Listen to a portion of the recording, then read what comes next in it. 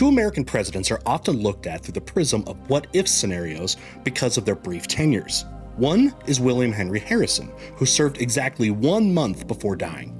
The other is James Garfield. Personally, I find Garfield to be the more interesting of the two. For one thing, his high intelligence is well known. For example, his remarkable brain allowed him to write in Greek with one hand and Latin with the other hand at the same time.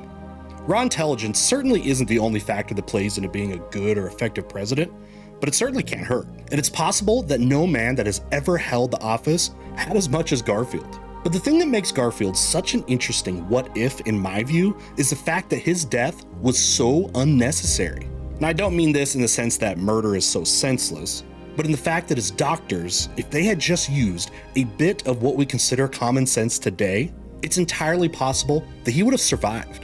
Ultimately, it was less the wounds that led to his death as it was the complications due to the lack of proper hygiene.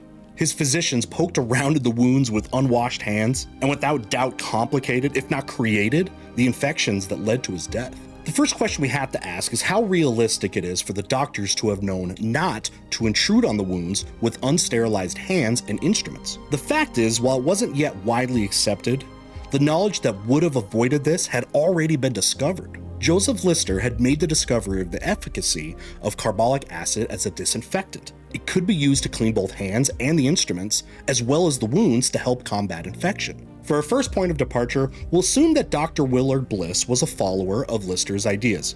By the way, his name was actually Doctor. That means his name was Dr. Bliss. You're a sergeant. Yes, sir, I'm only a sergeant. But you're Major. Yes, sir, that's my name, sir. Bliss was the head of Garfield's team of physicians, and if he had dictated that sanitization was a must, then the president's chances of survival increased significantly. The second thing that will change regarding Garfield's treatment is that he was more or less left alone. Though the bullet might have created discomfort, the wound was not, in and of itself, fatal. The interference with the wound caused much more damage than the actual shooting did. If, however, one wants to insist on removing the bullet, say to avoid lead toxicity, then we can have Bliss allow Alexander Graham Bell, who was on the scene helping, more leeway in using his metal detector in more suitable circumstances. Bell was called in to use the metal detector, but it was used on the wrong side of the body to actually find the bullet, and the metal springs of the bed likely interfered with the device. Either way, if the detector had been used properly, there would have been much less trial and error probing to find the bullet, and Garfield would have been left in relative peace. That said, we can't assume that Garfield goes completely unaffected.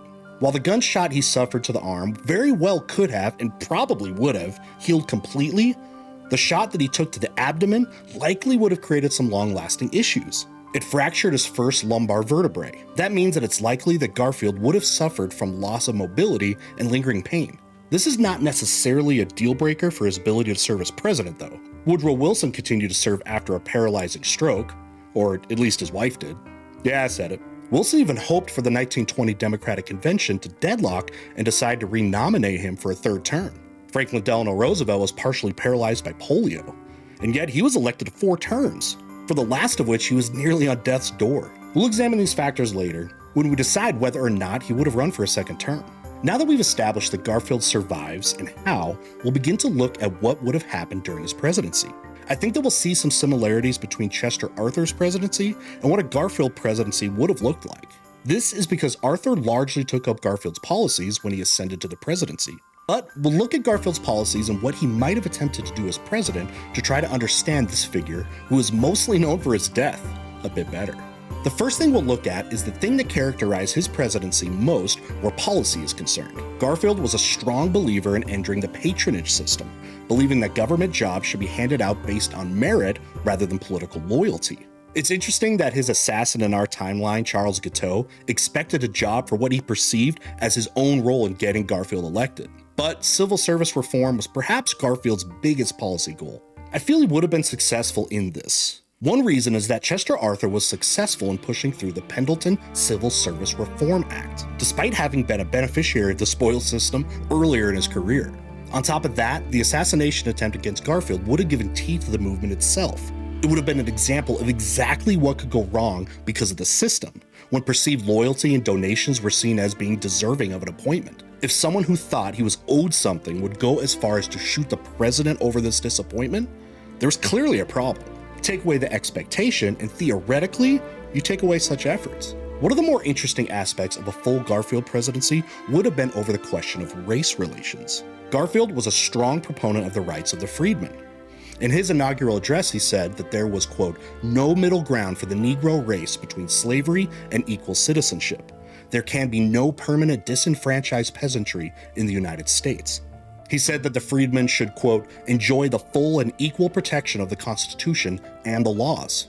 And when he was challenged with the idea that many blacks were too uneducated to vote, he espoused, quote, the savory influence of universal education. I believe that one of the most pronounced aspects of Garfield's presidency would have been the proposal and perhaps passage of sweeping civil rights legislation, trying to provide for an equal footing for whites and blacks alike. This would have been unpopular in the South, but honestly, what did the Republicans have to lose in the South anyway? Florida and Tennessee had been the closest former Confederate states in the 1880 election, and Whitfield Hancock had carried them each by more than 8 points. In other words, none of the Southern states were particularly close anyway. Even if politics would have played a role in Garfield's decision, there would have been nothing for him to lose, so there was no reason for him not to press for the legislation. If it's pressed for early enough, there's no reason to think that it wouldn't have passed. In the 1880 House elections, Republicans won a majority of seats in the House of Representatives. They also held the power to organize the Senate with the tie-breaking vote of Vice President Chester Arthur. And they likely would have seen support from the Readjuster Party senator from Virginia, William Mahone, who, despite a former Confederate general, was a supporter of the rights of freedmen. Therefore, with a majority in both houses of Congress from 1881 to 83, the legislation could have passed. After 1883, it might have been more difficult. The 1882 House election saw a huge swing towards the Democrats, as they picked up 68 seats in the House, while the Republicans lost 34. Now, it has to be understood that one reason for this whitewashing was the perception that the Republicans were corrupt because of the spoils system. In our timeline, Chester Arthur did not sign the Pendleton Civil Reform Act until after the 1882 elections. If, however, there had been a more proactive president on the issue in Garfield, there might have been some difference in the results of the election. Is that enough to swing it to the Republicans? It is, of course, impossible to say, but since the real-life elections gave the Democrats a whopping 196 to 117 margin, I certainly feel safe in saying that it would have been easier to pass the legislation before 1883. Now, it should not be assumed that Garfield would have been flawless on the issue of race, despite what Garfield's opponents would have suggested with the forged Maury letter, a document that was falsely claiming to have been from Garfield that expressed support for Chinese immigration. Garfield aligned with popular opinion against such immigration. Rutherford B. Hayes had rejected the 15-passenger bill, which would have limited immigration from China to only 15 people on any given vessel, and that effectively only men thanks to the Page Act of 1875 because of the invasive demands that it placed on women, while expressing sympathy for the bill and suggesting that the existing Burlingame Treaty be renegotiated. The Burlingame Treaty had been signed in 1868, and it gave Qing China most favored nation status, and lifted existing restrictions on immigration, leading to an influx from across the Pacific in the interest of establishing friendly relations between the two countries. The Angel Treaty cut off immigration by both skilled and unskilled workers, limiting immigration to only white-collar professionals. It purported to protect the rights of Chinese immigrants that were already in the US years later. The preface of the treaty said, quote, "The United States, because of the constantly increasing immigration of Chinese laborers to the territory of the United States and the embarrassments consequent upon such immigration, now desires to negotiate a modification of the existing treaties, which shall not be in direct contravention to their spirit." It's entirely possible that this is as far as Chinese exclusion would have gone under Garfield, though I think that it's very much in the spirit of the Chinese Exclusion Act of 1882. As already stated, Garfield was aligned with public opinion, which was against that immigration. Later years would see things such as the Eureka Plan, an ostensibly nonviolent plan to expel Asians from Humboldt County in California. In 1890, the county proudly boasted of being, quote, "the only county in the state containing no Chinamen." The city of Eureka, as late as 1959, had the following in its charter, quote, "No Chinese shall ever be employed either directly or indirectly on any work of the city or in the performance of any contract or subcontract of the city, except in punishment of a crime. Nor shall any provisions, supplies, materials, or articles of Chinese manufacture or production ever be used or purchased by or furnished to the city." All right, why bring all this up? Well, it helps us establish just how strong public opinion against the presence of the Chinese was. Is it a stretch to think that a president already inclined against Chinese immigration could be impacted by such public opinion, leading him to sign something like the Chinese Exclusion Act? Personally, I think it would be well within the character of Garfield to do something like this. I see no reason to think that the act wouldn't have been proposed and passed by Congress, and I feel it's likely that Garfield would have signed it. Economically, Garfield was a supporter of, quote, hard money, and was opposed to the greenback, so named for the green ink on the reverse, or paper money not backed up by gold. Prior to the Civil War, paper money was issued by banks, and were basically promissory notes of payment in silver or gold. If the bank went belly up, the banknotes became worthless. In 1862, the Legal Tender Act was passed, authorizing the printing of $150 million in banknotes. The notes were not redeemable for gold or silver, but were valid payment for any debts to the United States government. Originally, they traded for 97 cents on the gold dollar, but their value rose and fell with the success, or lack thereof, of the Union Army, and they consistently traded for well less than the value of the gold dollar. While sitting on the House Ways and Means Committee, Garfield once said, quote, "Any party which commits itself to paper money will go down amid the general disaster, covered with the curses of a ruined people." Garfield also opposed the free or unlimited coinage of silver, feeling that it would also lead to the inflation of currency. One could wonder what Garfield's policy might have meant for something like the Panic of 1893, which was partly based on fears over the gold reserve and that the United States would devalue its own currency. The panic was one factor that led to the election of William McKinley in 1896, who famously ran against the gold standard, perhaps best exemplified by his Cross of Gold speech. If Garfield's policies had still been in place in the late 1890s, is it possible that the panic, which was the worst depression in the nation's history until the Great Depression, would have been avoided? It's impossible to say with certainty, but considering the causes of the Great Depression, I don't think it can be ruled out. Garfield had proven to be rather skilled in economic reform during his real-life presidency, refinancing outstanding bonds and saving taxpayers $10 million, which was nearly 4% of federal spending at that time. With successes such as that, it's not hard to imagine that his policies, or at least policies inspired by his, could have at least lessened the impact of the Panic of 1893. The Navy was a particular interest of Garfield. In our timeline, there was naval reform under Arthur, but this did not go as far as envisioned by Garfield. His plans were to expand and modernize the Navy, and he had a foreign policy to match it. Garfield had a desire to renegotiate the Clayton-Bulwer Treaty. This treaty, for one thing, in an attempt to ease tensions between the United States and the United Kingdom, established that neither nation would build a canal across Nicaragua without the permission of the other. But Garfield wished to see a canal built across Panama without British involvement. Now, what would the effect have been if the Panama Canal was constructed 20 years earlier? It almost certainly would have been a boon to the American economy by making transport of goods more efficient. We can't assume, though, that just because Garfield wanted to construct the canal, that it would have happened. This is one area I feel that Garfield would likely have failed on his own, but if James G. Blaine had stayed on as Secretary of State with the surviving Garfield, I think it's possible that he might have managed to engineer it. Garfield relied heavily on Blaine when it came to foreign policy. Blaine was a strong proponent of increased U.S. involvement and influence in the Pacific, as can be seen in his second stint as Secretary of State under Benjamin Harrison. A canal across Central America, under U.S. control, would have gone a long way to accomplish this. It would all hinge on how well negotiations with Colombia would go. But if the Colombians felt they received a strong enough offer from the Americans, I believe a deal could have been possible. The French project in the region failed because of a lack of funding, but in the right circumstances, I believe the U.S. could have taken up the project. Garfield and Blaine also wished to reduce British influence in Hawaii. I believe one thing that might have been accomplished if they were successful with the canal is an earlier annexation of Hawaii. It would have been much less contentious if it happened here. It would have been an agreement between the United States and the Kingdom of Hawaii. This would depend on what the US would be able to offer in exchange.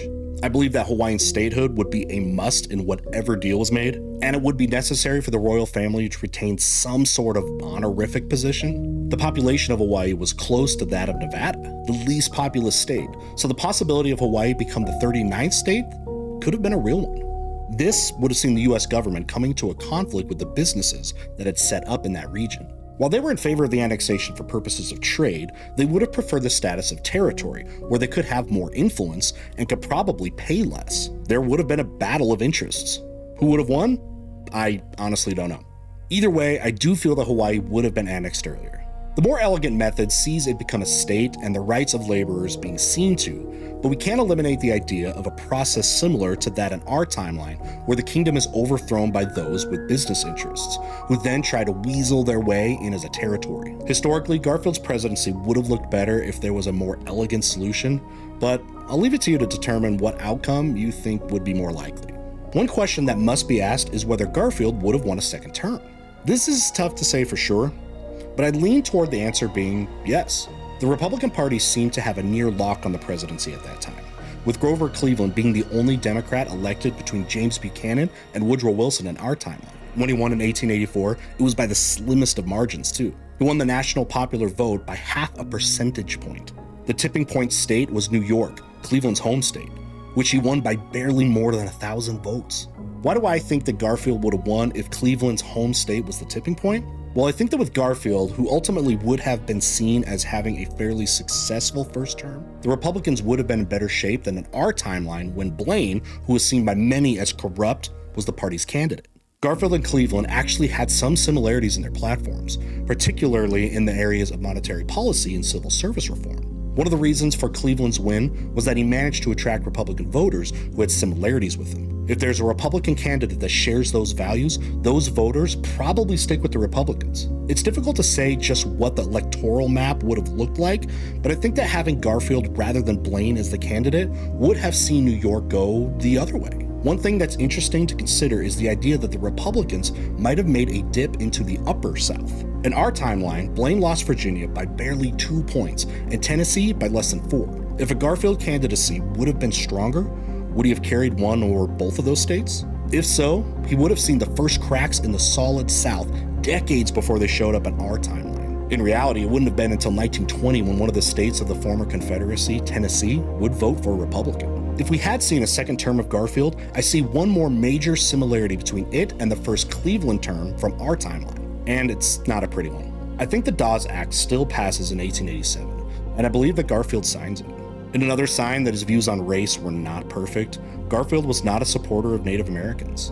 While a member of the House of Representatives, Garfield proposed a bill to transfer Native affairs from the Interior Department to the War Department and said, quote, "The race of the red men will, before many generations, be remembered only as a strange, weird, dreamlike specter, which once passed before the eyes of men, but had departed forever."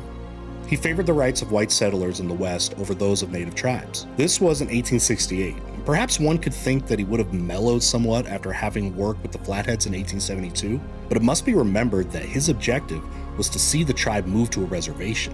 I can buy that he might have somewhat been softer in his method and rhetoric, but he would still have worked for the same thing. Our final question is, how would Garfield be remembered in this scenario? Ironically, I feel like he would have been more forgotten. Ask most people to name something about him, and his assassination is almost certainly to be the fact most mentioned. His successor, Chester Arthur, is often considered one of the most forgotten presidents, and what has been suggested here is not a major departure from what Arthur did. Sure, he would have had a second term, and he also would have inherited one of the biggest faults of the Cleveland presidency in the Dawes Act. In short, I think his legacy would be mixed. He'd be seen as a strong leader who often successfully pressed his agenda, but as we look back through time, we would consider that agenda mixed, having both good and bad aspects. What do you all think? Let us know down in the comments below.